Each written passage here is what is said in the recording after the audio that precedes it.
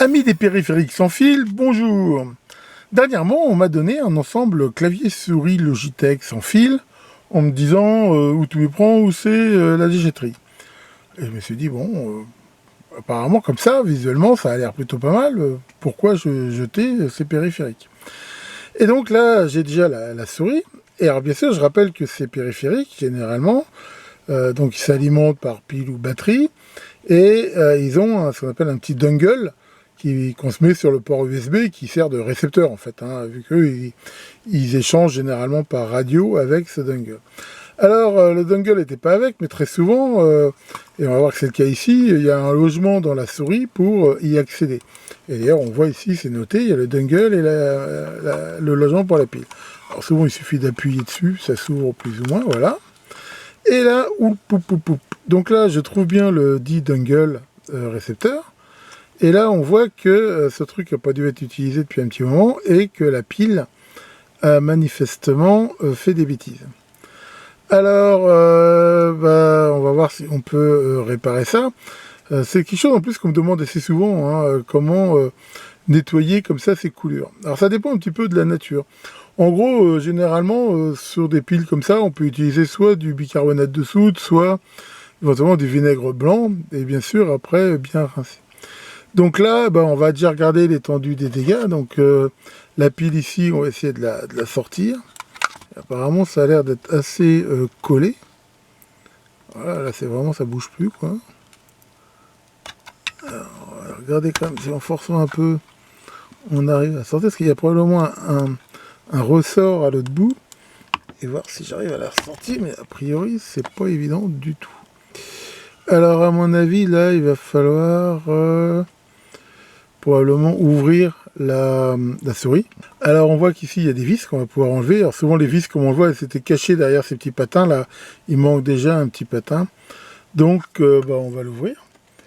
Alors allons-y pour l'ouverture. Tac. Tournevis cruciforme. Tournevis cruciforme évidemment trop gros. On va prendre le taille en dessous. Impeccable. Donc là, on va enlever les 4 vis. Alors là, les patins, il faudra essayer de les remettre. Donc on peut les enlever, mais il faudra évidemment les remettre après. Parce que généralement, c'est ça qui va assurer le glissement. On va les garder précieusement. Donc là, on va regarder si la coulure de la pile n'a pas trop endommagé les circuits. Alors c'est pas toujours gagné, hein, parce que moi, c'est des pannes que j'ai souvent vues.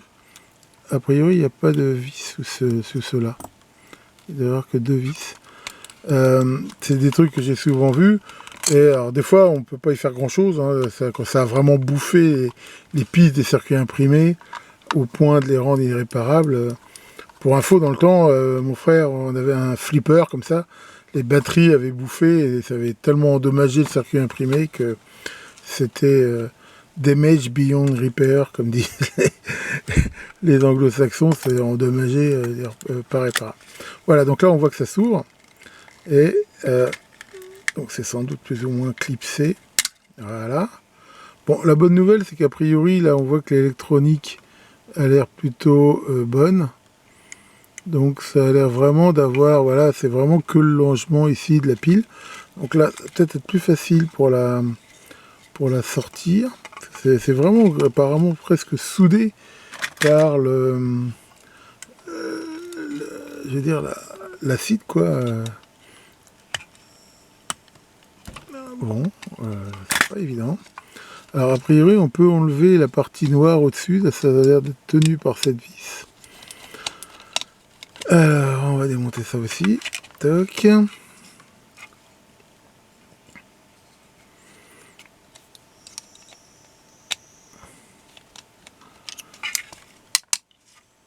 Voilà la vis. Donc là, ça doit sans doute permettre d'enlever ce cache au-dessus, là.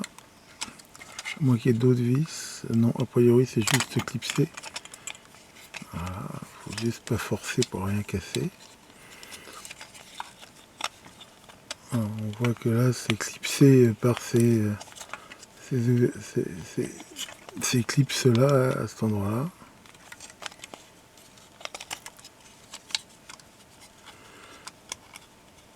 toujours se méfier parce qu'on a vite fait de casser les trucs. Bon, de toute façon, là, je suis pas sûr que de l'enlever plus, ça va m'aider. Il faut vraiment que j'arrive à le sortir. C'est fou comme la pile, là, elle est vraiment collée par le truc. C'est encore... Ah, ça y est, impeccable. Donc là, bon, la pile, elle est morte, hein, donc on va bien sûr la recycler. Voilà. Et donc, on a là le contact, et là, comme on peut voir, c'est tout bouffé. Alors, ce qu'on va faire déjà, on va mettre un peu de vinaigre d'alcool là-dessus, histoire de le nettoyer au maximum.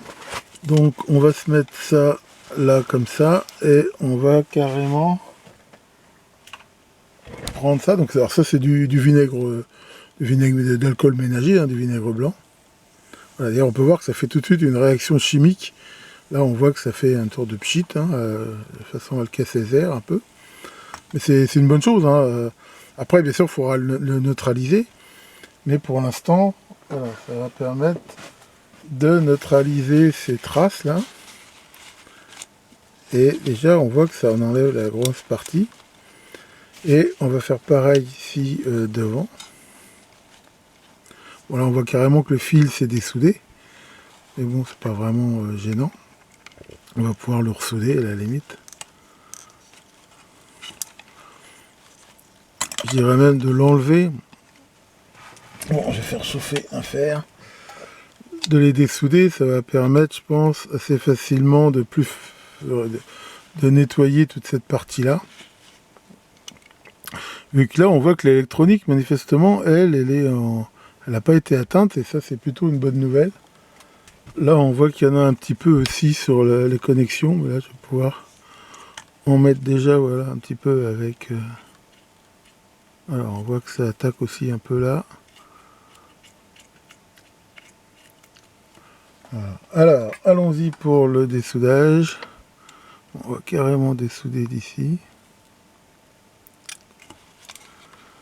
On voit que c'est repéré, le fil plus et le moins. Toc, et voilà.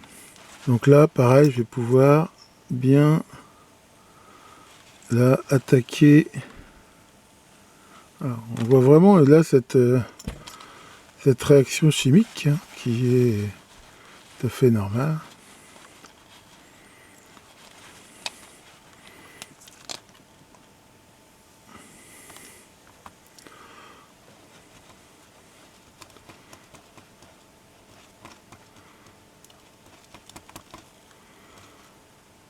Voilà. C'est assez efficace, hein, on voit que ça enlève bien toutes les parties blanches là. Alors bien sûr, après, il va falloir bien rincer, ce que je vais sans doute faire carrément avec de l'eau, je pense. Hein, et après, bien le sécher. Et voir si les contacts sont quand même utilisables. Donc là, on peut voir quoi? On peut voir que le vinaigre a enlevé quand même la plus grosse partie des trucs blancs. Alors ce que je vais faire, bon là je vais pas le filmer, mais je vais carrément le nettoyer, je pense, avec de l'eau. Et après, donc le sécher avec un sèche-cheveux et gratter un peu, éventuellement voir si tout est bon. Et on va après pouvoir voir si on a bien tout bien. Bien, alors qu'est-ce que j'ai fait? Donc comme prévu, j'ai bien nettoyé tous les contacts. Hein. Après j'ai rincé avec de l'eau distillée. J'ai bien séché, j'ai remis un coup de bombe contact où j'ai bien tout frotté. Alors j'ai complètement changé les fils. Les fils, là, manifestement, ils étaient pas mal bouffés. Il faut toujours se méfier quand il y a des trucs comme ça. L'oxydation a tendance éventuellement à remonter le long des fils et ça peut aller assez loin. Et c'est pour ça que ça commençait même à attaquer un petit peu ici au niveau du contact. Bon, bah, so far so good. On va déjà le refermer juste comme ça. Faire un essai, voir si ça s'allume. Et puis après, bon, on va faire le test final. Donc là, je rappelle que ça se coince manifestement comme ça, voilà. Donc on va remettre une pile neuve. Ah, déjà, il y a un truc qui est intéressant, hein, j'avais déjà remarqué, ça c'est plutôt une bonne marque hein, de piles, mais en fait ces piles, elles ont beau être de marque, c'est au contraire, souvent, c'est même les pires au niveau des fuites et des trucs comme ça. Souvent, les piles de moins bonne qualité, je trouve qu'elles vieillissent mieux. Enfin là, bon, je vais mettre ça, c'est aussi une très bonne pile, hein. Enfin bon, de toute façon, moi je la laisserai pas dedans si je l'utilise pas. Donc là, je remets là au niveau du contact, et on va regarder si ça s'allume. Alors, est-ce que ça s'allume? A priori, oui. On peut voir que là, c'est allumé en vert, ce qui montre que c'est allumé, et donc c'est plutôt une bonne chose. Alors, ce que je propose maintenant, on va remettre les vis, mettre le dongle, et puis faire un test, voir si ça fonctionne. C'est parti. Et sinon, il faut reconnaître que des fois, c'est assez agréable d'avoir des trucs sans fil. Et ça marche plutôt bien, moi j'en ai déjà utilisé. Voilà. Et puis là, alors là, il y a le capot aussi, on voit qu'il y avait aussi de la merde là. J'ai oublié de la nettoyer, je vais aussi nettoyer ça. Et on fait le test. Alors, ce qu'il faut savoir, donc, c'est qu'il y a aussi un clavier. Donc là, je sais pas si on voit bien. Qui, à mon avis, marche avec. Alors, par contre, le clavier, il y avait des piles dedans, mais elles n'ont pas coulé. Et peut-être justement parce que c'est, comme je l'ai dit, des piles de moins bonne qualité. Enfin, moi, à mon avis, elles sont mortes. Je vais aussi les changer. Bon, j'ai branché le dongle là sur mon hub USB ici, hein, le petit dongle. Donc ça fait la petite musique. Et donc là, comme on peut le voir, j'ai le clavier et donc la souris là que j'ai mis en route ici. Voilà, comme on peut voir ici. Et ben ma foi, ça fonctionne très bien. Hein. Si on regarde ici l'écran là, j'ai booté Paint histoire de voir. On voit que la souris bouge. Voilà. Très bien, et que le clavier fonctionne. Hein. Si je mets du texte, par exemple, voilà, on voit que le clavier marche très bien. Bon, et ben, indéniablement, c'est encore une victoire de Canard. Et encore une fois, hein, je vois que finalement, voilà, on s'apprêtait peut-être à jeter quelque chose qui nécessitait finalement une petite réparation, comme on le voit, pas bien compliqué. Et je dois dire que c'est assez souvent que j'ai vu que comme ça, des fois, on s'apprêtait à acheter des choses parce que ces piles ont coulé. Alors c'est vrai qu'on regarde comme ça paraît vraiment assez impressionnant. Alors qu'en fait, en règle générale, quand même, souvent, enfin, tant que ça n'a pas trop touché les circuits électroniques, que ça ne touchait que la partie couplage de piles, ça se répare, ma foi, plutôt bien. Mais c'est vrai qu'il faut penser toujours, quand on n'utilise pas des choses pendant longtemps, d'enlever les piles. C'est important. Moi, souvent, ce que je fais, à la limite, je les garde, les piles, mais je les mets dans un petit sachet en plastique, attaché avec un élastique. C'est le cas de beaucoup de mes appareils, là. L'avantage, c'est comme ça, si on en a besoin, on a toujours des piles, mais voilà, si jamais elles se mettent à couler n'importe quoi, ça évite les catastrophes. Enfin donc, voilà pour ça. Sinon, ici, en Vendée, je crois que comme beaucoup d'endroits en France, on se paye un petit peu. C'est assez bizarre, j'étais obligé de me remettre un truc chaud, là. Et puis, il s'est remis à pleuvoir. Enfin bon, je sais pas où il était, mais en tout cas, il n'est pas ici. Tiens, Maurice, ça va, Maurice, qu'est-ce que tu fais? Tu fais de la chimie. Ah ouais, t'as une question pour moi. Ah ouais, c'est quoi ta question? Quelle est la différence entre une solution et une dissolution? Je vais t'expliquer. Si tu prends quelques hommes politiques et tu les mets dans l'acide, c'est une dissolution. Si tu prends tous les hommes politiques et tu les mets dans l'acide, c'est une solution. Enfin voilà, allez, là-dessus, que le grand vinaigre vous fasse de bons petits pchits, là, ça fait un peu comme des suppositoires effervescents. Et réparez bien tout ce que vous pouvez, et à bientôt pour de nouvelles vidéos.